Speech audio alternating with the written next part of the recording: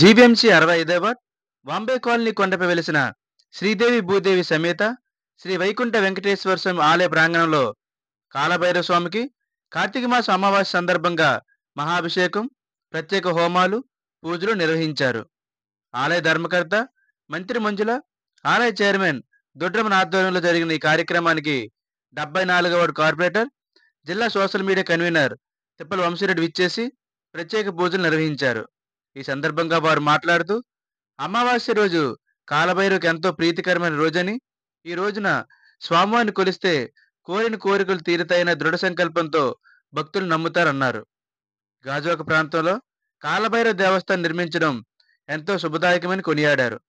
పరిసర ప్రాంత ప్రజలందరూ స్వామివారి దర్శించుకొని వారి కోరికలు తీర్చుకోవాల్సిందిగా కోరారు. అలాగే ఆలయ అభివృద్ధి కోసం విరాళిచ్చే దాతలు ఆలయ కమిటీ వారిని సంప్రదించాలని కోరారు.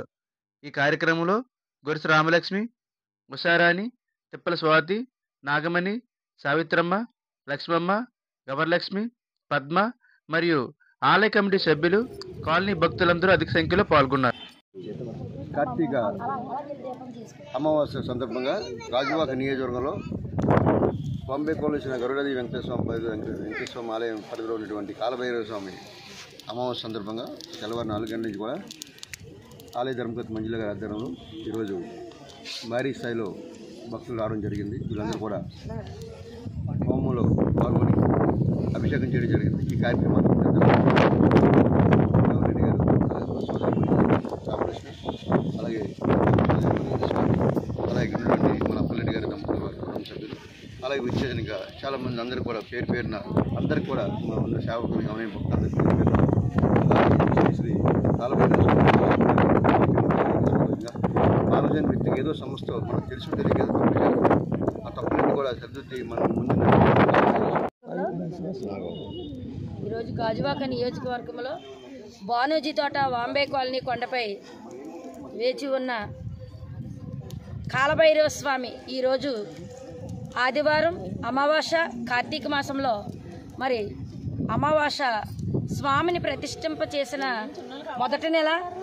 అలాగే తెల్లవారి 5 గంటలకి పంచామృత అభిషేకం అనంతరం స్వామివారికి మహాహోమం నిర్వహించడం జరిగింది.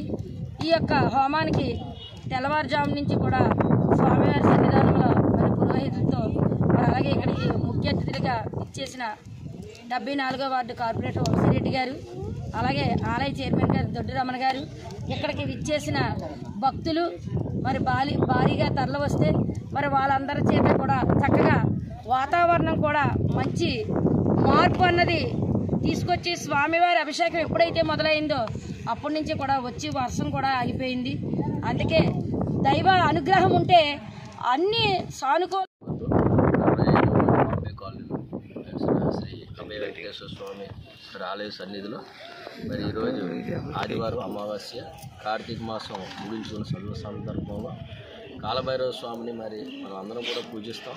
మనం ఎప్పుడు వెళ్ళినా సరే సింహాచలం కాలభైరవ స్వామి దర్శనం చేసుకొని సింహాచలం వెళ్తాం, దర్శించుకుంటాం సింహాద్రాపం. అదేవిధంగా ఇక్కడ మరి కాలభైరవ స్వామి ప్రతిష్ఠ ఆలయ ధర్మకర్త దొడ్రమన్ గారు, అరే మరొక ఆలయ ధర్మకర్త మరి మంజుల గారు, వారి బృందం రామలక్ష్మి గారు కానీ, స్వాతి గారు కానీ, ఇతర ఆలయ కమిటీ సభ్యులు కానీ అందరూ కూడా మరి నిన్నటి నుంచి మనం చూస్తున్నాం వాతావరణంలో ఎటువంటి మార్పు, వర్షాలు అయినప్పటికీ కూడా మరి ఆలయ కమిటీ చైర్మన్ దొడ్రమన్ గారు కానీ, మంజుల గారు సాహసించి మరి ఒక కార్యక్రమం చేయాలంటే వేద పండితులు తీసుకొచ్చి కార్యక్రమం చేయాలి, భక్తులు రావాలంటే ఖచ్చితంగా వాతావరణం అనుకూలించాలి. ఆ భగవంతుడి సంకల్పం ఉంటే అంతా మంచి జరుగుతుందని